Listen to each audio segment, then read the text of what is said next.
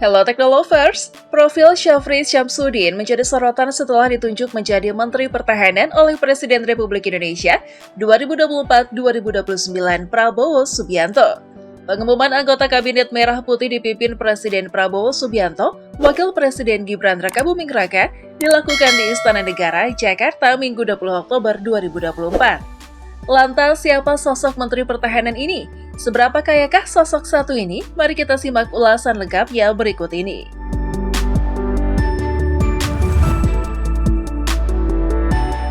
Letjen TNI Purnawirawan Syafri Syamsuddin adalah salah satu tokoh militer Indonesia yang memiliki rekam jejak panjang dalam dunia pertahanan dan keamanan.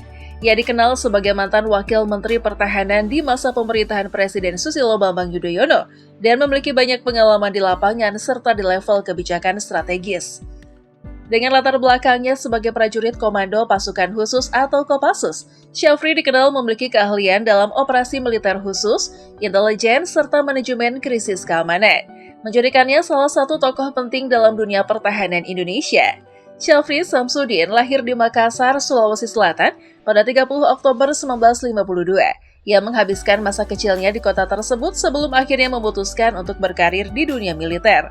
Setelah lulus dari sekolah menengah atas, Syafri diterima di Akademi Militer atau Akmil pada tahun 1974.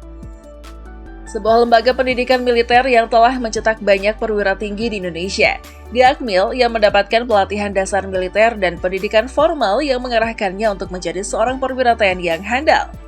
Setelah lulus dari Akmil, Syafri menjalani pendidikan tambahan baik di dalam negeri maupun di luar negeri. Beberapa pelatihan yang ia ikuti fokus pada bidang intelijen, keamanan nasional, dan operasi militer khusus yang sangat relevan dengan perannya di Kopassus. Pendidikan yang diterimanya membantu Syafri mengasah keterampilan taktis dan strategis yang diperlukan dalam menghadapi berbagai ancaman terhadap negara, terutama di wilayah yang rentan konflik. Karir militer dan prestasi. Syafri memulai karir militernya di lingkungan TNI Angkatan Darat dan bergabung dengan Komando Pasukan Khusus atau Kopassus, pasukan elit yang memiliki spesialisasi dalam operasi militer khusus, kontra terorisme dan intelijen. Bergabung dengan Kopassus mengharuskannya mengikuti berbagai pelatihan intensif yang melatih kemampuan fisik, mental, dan taktis. Karirnya di Kopassus berkembang pesat karena kinerjanya yang menonjol dan ia pun dipercaya untuk menduduki beberapa posisi strategis. Salah satu jabatan awal penting yang ia emban adalah sebagai Komandan Grup 3 Sandi Yuda Kopassus. Posisi ini membuatnya terlibat dalam operasi-operasi sensitif dan strategis, baik di dalam negeri maupun luar negeri, yang membutuhkan ketepatan dalam pengambilan keputusan dan keahlian dalam strategi lapangan. Seiring waktu, Syafri naik pangkat dan menempati beberapa posisi penting lainnya di TNI Angkatan Darat, termasuk Kepala Staf Kodam Jaya yang bertanggung jawab dalam menjaga stabilitas dan keamanan ibu kota negara.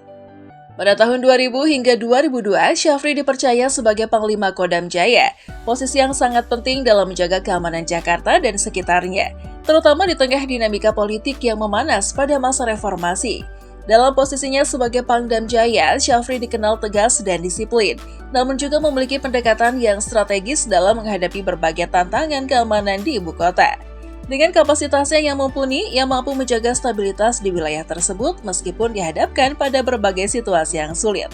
Setelah masa jabatannya sebagai Pangdam Jaya, Syafri ditunjuk sebagai Sekretaris Jenderal Kementerian Pertahanan, posisi yang memberinya kesempatan untuk terlibat langsung dalam perumusan kebijakan pertahanan di tingkat nasional.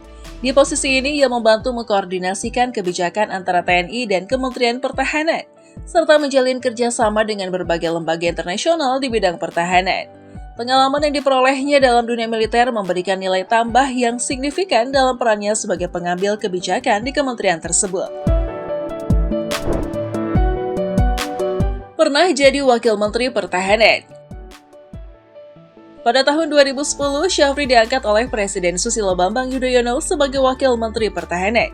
Dalam kapasitas ini, ia bekerja sama dengan Menteri Pertahanan Purnomo Yusgiantoro untuk memastikan implementasi kebijakan pertahanan berjalan dengan baik, terutama dalam pengadaan alat utama sistem senjata atau alutsista dan peningkatan kemampuan pertahanan negara. Salah satu fokus utama dari kepemimpinannya adalah meningkatkan kemandirian industri pertahanan Indonesia agar tidak bergantung pada negara asing dalam penyediaan persenjataan dan teknologi militer. Sebagai Wakil Menteri Pertahanan, Syafri juga berperan penting dalam menjaga hubungan bilateral dengan negara-negara sahabat di bidang pertahanan.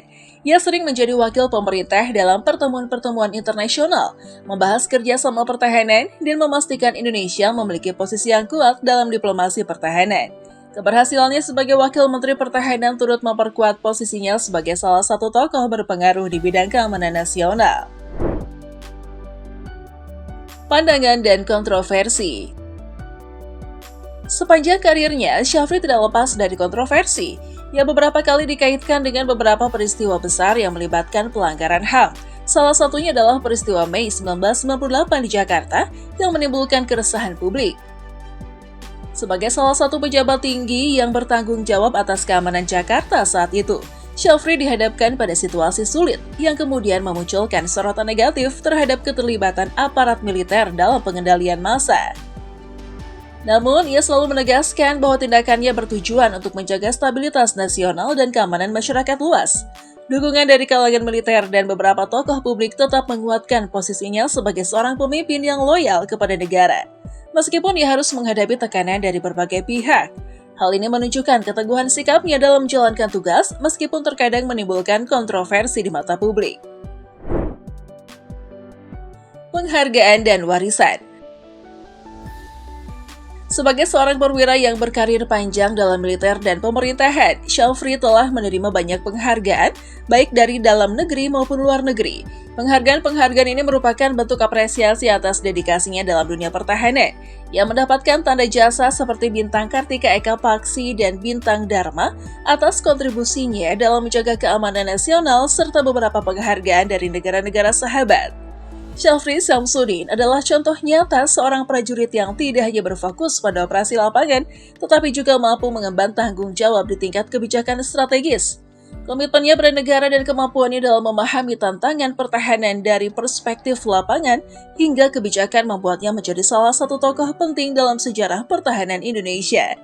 Meskipun tidak lagi aktif, warisan kepemimpinannya tetap menjadi teladan bagi generasi penerus di lingkungan militer dan pemerintahan. Sumber kekayaan. Di tengah karirnya yang panjang dalam pemerintahan dan militer, Syafri juga memiliki kesempatan untuk melaporkan harta kekayaan ke Laporan Harta Kekayaan Penyelenggara Negara atau LHKPN. Menurut laporan LHKPN pada 1 Mei 2014, harta Syafri tercatat sebesar Rp23.677.700.644 saat dia menjabat sebagai Wamenhan RI. Namun tidak ada informasi detail tentang harta kekayaannya saat ini di situs LHKPN. Harusnya udah ada data terbarunya ya. Kita tunggu aja ya data terbaru mengenai kekayaan doi. Nah, gimana menurut kalian nih Teknolovers? Coba berikan tanggapan kalian di kolom komentar.